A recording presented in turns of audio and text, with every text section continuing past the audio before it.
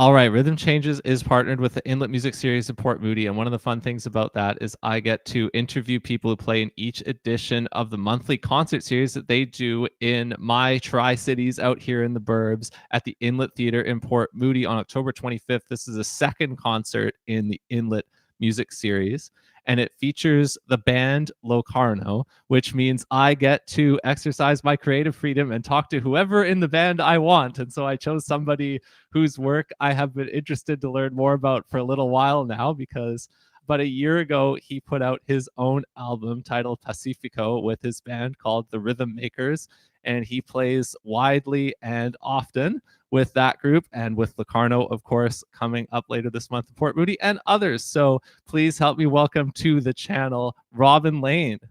Hello, pleasure to be here. Thanks for having me on board today. I'm doing great. Yeah, it's a nice sunny day. Yeah, it is not bad. Hey, the summer is going on long. The summer is your busy time. I know. I think of you as like the ultimate outdoor music festival guy with all the people you play with. Absolutely, it's definitely the highlight of the season, I would say, or the year. It's the summer festivals for sure. So, in broad strokes, where did we find you this summer? What are some of the places that stand out to you that you've been and that you did over the last handful of months? How'd you sum it up? Sure. Let's see. Well, you found me with Locarno at the Vancouver Folk Fest, which was it's always one of the summer highlights, whether I'm playing or just attending.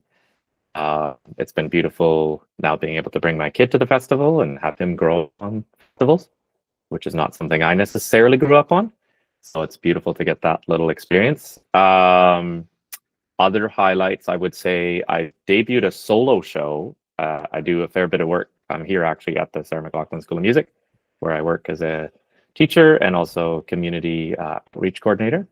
And so one of the things that I started doing over the last number of years is sort of basically bringing what I already do, both from here at the school and also from performing, into schools and into different kids markets.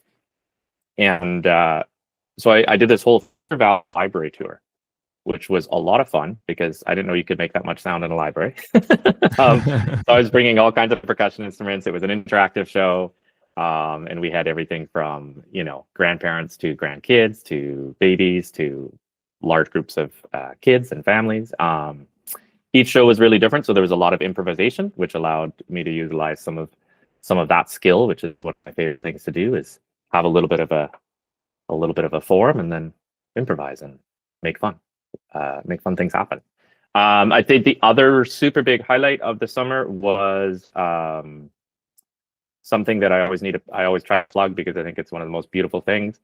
An organization called Jam Camp, which hosts a couple of different camps. We just restarted one on Vancouver Island, and it's, if you like jamming or have any interest in jamming, it's really good for all levels. And it's always in a beautiful location, and it's just sort of become this little, almost like a folk fest for the family that gets to every participant. So yeah, those are a few of the highlights. I could ramble more, but cut me off before I keep going.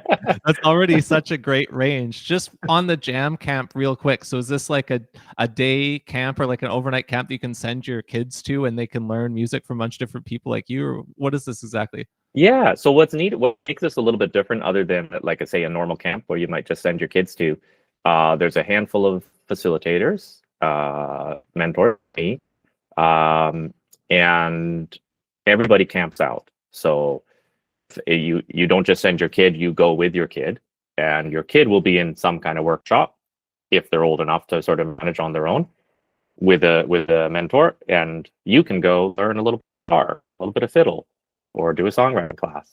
So what's cool is I think as a parent too, to be able to be like, oh, I always wanted to, I have that fiddle that's been lying in my closet for 20 years. I can pull it out and I can learn a bit, and my kid's having a good time. And then we get to swim in the river, or, so it's definitely, it's unique in that sense. I don't think I've come across a camp that sort of is as inclusive of everyone being able to participate. Yeah, you even mentioned that you were doing a solo show in there too. And so that speaks to what you yourself play in all the different contexts that you're in. I think of you as a mallet percussionist and as a percussionist in general, and in Hmm. specific, I guess, a marimbist and featured in the Rhythm Makers as a lead instrument. Is that vibe with how you might generalize and define what you're playing to somebody? Absolutely, absolutely, yeah, 100%. And it's been interesting as a percussionist, that journey sometimes where, um, marimba was my first, let's say, my first instrument that I really got deep into. Although drum kit was, of course, the first one. Um, so I think there's sort of some drum background, but I hardly ever play drums in a professional capacity. But sometimes I'll get called for those sort of hybrid kite situations, which is a lot of fun, where you're kind of doing a percussion kit. But yeah, it's been neat to see how sometimes there's been phases in my career where I'm playing a lot more hand drums, and then phases where I'm playing a lot more mallets. And I feel like over the last decade, it's really started to dig more and more into the mallets. And that was kind of a conscious choice on my part to be like, okay, I want to write more of this music, and I want to push more of this thing and see where I can go with it, and try to put it, like you say, in front of a band, which is not that common. Yeah. And that is true of your role in Locarno as well. So maybe we can Mhm. go to that band in specific for a little bit. And can you tell me, because Absolutely. I mean, I have been familiar with Tom Landa's work for a while, I suppose, like with the Paperboys as well, because I used to kind of play on the Canadian folk festival circuit in a band. And so it's somebody I've looked up to and who has just done a tremendous amount over a long time. But can you talk about your Yeah, Locarno journey and how you fit into the sure. story with him and stuff? Sure, really beautiful story. Locarno has definitely become that sort of family band, which is, as you know from touring, not always the case, but it's beautiful when you can find it. So I knew Tom, I knew Kalissa a little bit, and I knew from sort of growing up in Victoria, and probably over a decade ago, they came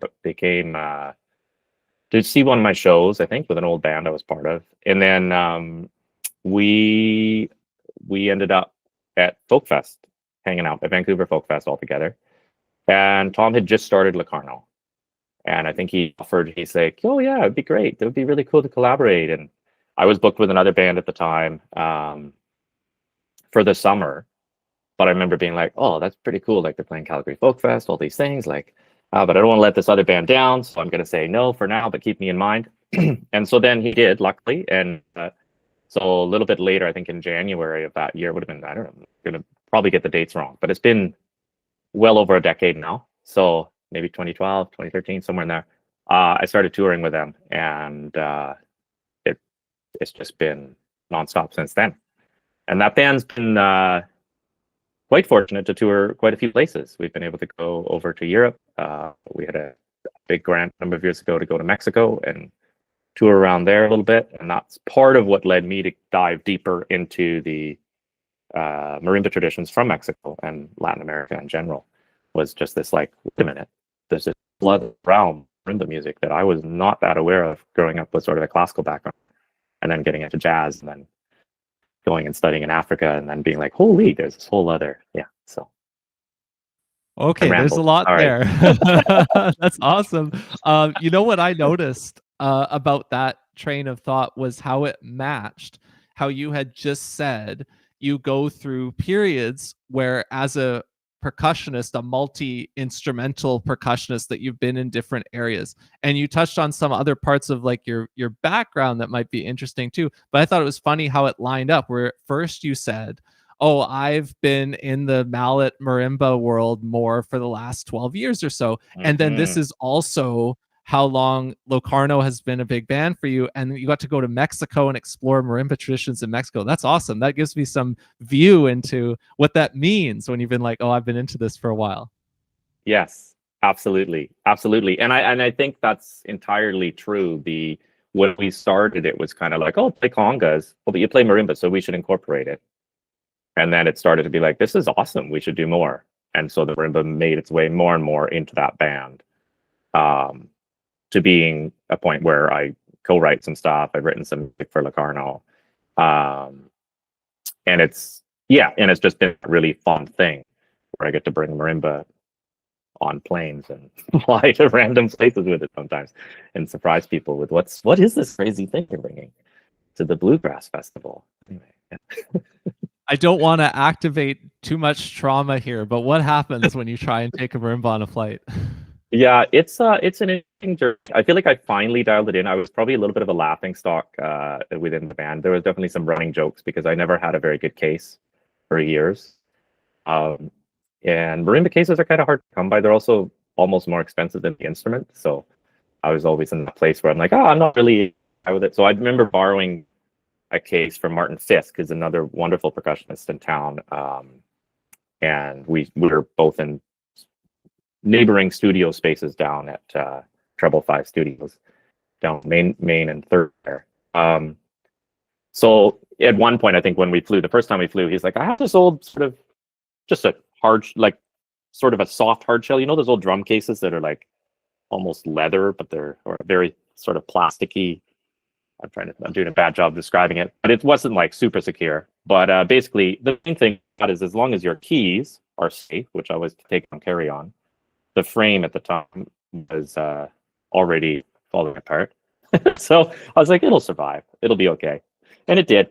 Since then, I've managed to find some good cases, which still need to get repaired every now and again. So that's been a lot. It's been, luckily, I've been flying a lot more with them. So it was sort of this necessary thing of like, I have to figure it out. Yeah, and had kind of a custom rebuilt to make things a little more portable for travel.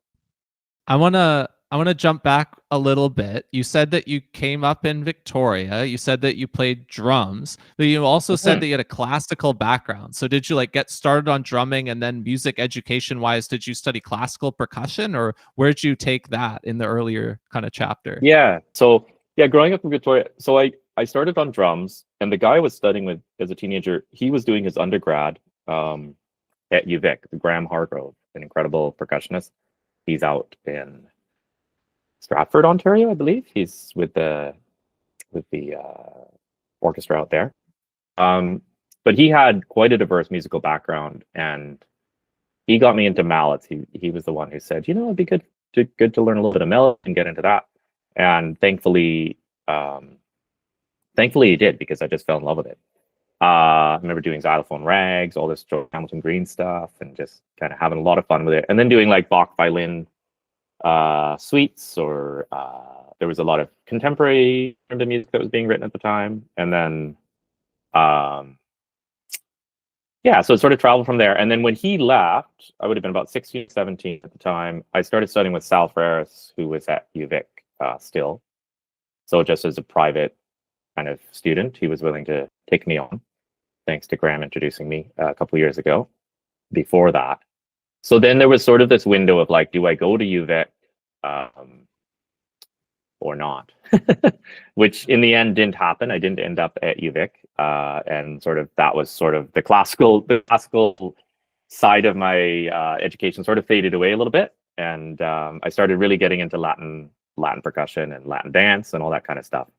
And that eventually led me to go down to LA when I decided that, okay, I'm going to try to make a go of it as a musician. And I went to this year music program in Pasadena called the LA Music Academy, which I think is maybe even a 4-year program now. But this would have been about 20 years ago, 20 some years ago. And that was life-changing. That was just incredible. Studied with some amazing folks down there, and just sort of got this real inspiration of what's sort of possible. And yeah. Okay, there was one more background area that you mentioned that I don't want to let go. As you said, you went to West Africa, or you went to Africa? Yes. Yes. What was that chapter? So that would have been, I put this band Jarinda together right after coming out of VCC, and then with a griot from Guinea, Kokosali Jubati, who's an amazing musician. And we toured that for a few years, had really fun times around northern BC, and shows around town. And then everyone was just kind of fading in different directions, and we sort of let it fade away. But that hanging out with Coca was what had led me to be like, okay, I gotta go to Guinea, which is where he was from. And so he helped with some of that, and found another teacher to study with as well. We got to hang out a little bit when I was there. And then I remember I was there for 2 months and had a little bit of funding from BC Art Council to do it, thankfully. And I remember at the time being in Guinea for this workshop with Famadou Konate for about a month, and then wondering, I think I phoned back home to my now wife at the time. We weren't engaged yet, were we? No, girlfriend. Anyway, and said, "Do you think I should keep going? Like, I'm going to go to Mali, and I don't know what I'm doing necessarily. My French is pretty bad. Should I go or should I not?" And she's like, "Well, this is your trip. This is a big thing. Just go for it." And so I did, and that portion of the journey, in some ways, even though it's one of those where it's like, was I studying percussion every day? No. But was I learning so much about life on that second half of the journey? Yes. I learned so much about myself and just learned so much about, I would say, experiencing another way of life and experiencing another culture. And yeah, it just was really enriching and kind of one of those like really life-changing moments, I guess, that just helps to shape who you are as a person and maybe outlook on life. And yeah. I love that. When I hear that right now, it inspires me to make sure that I get to go and do some more things like that while the getting is good. You know what I mean? Exactly. It's true. It's true. I know. I'm starting to feel that inspiration again to like do another big adventure sometime in the next little few years down the road still. My son's 5, but maybe when he's a bit older. Yeah.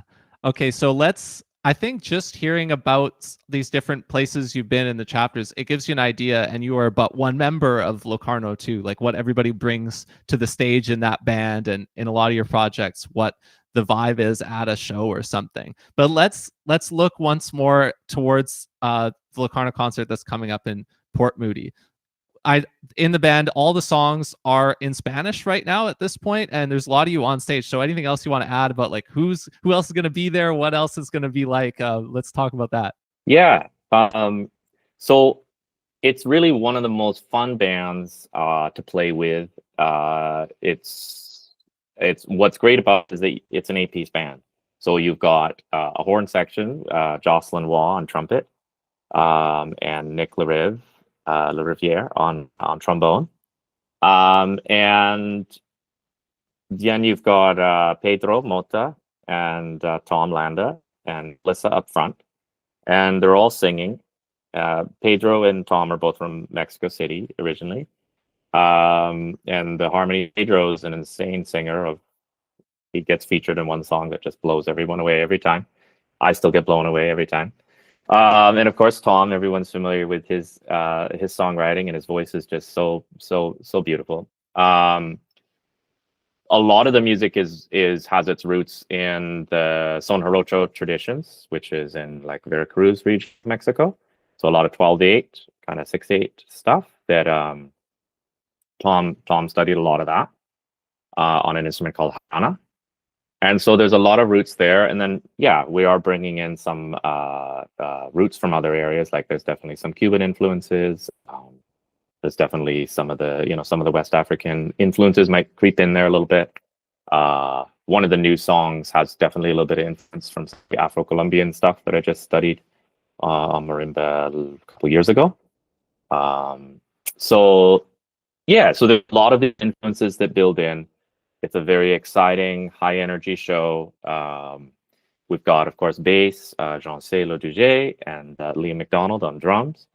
So yeah, it's a very, very, very powerful band. And I think what's neat is there's a lot of arc to the show too, where people will get featured, and sometimes, people, if you're in a theater setting especially, sometimes people leave the stage and it pairs down to just one or two musicians, and we build it back up, and yeah. It's a really, really good time. I don't know what else to say. Yeah, absolutely. I'm looking forward to it. While I'm here, let's add to that and let's talk about your project. Let's talk about the Rhythm Makers, Sure. because Yeah.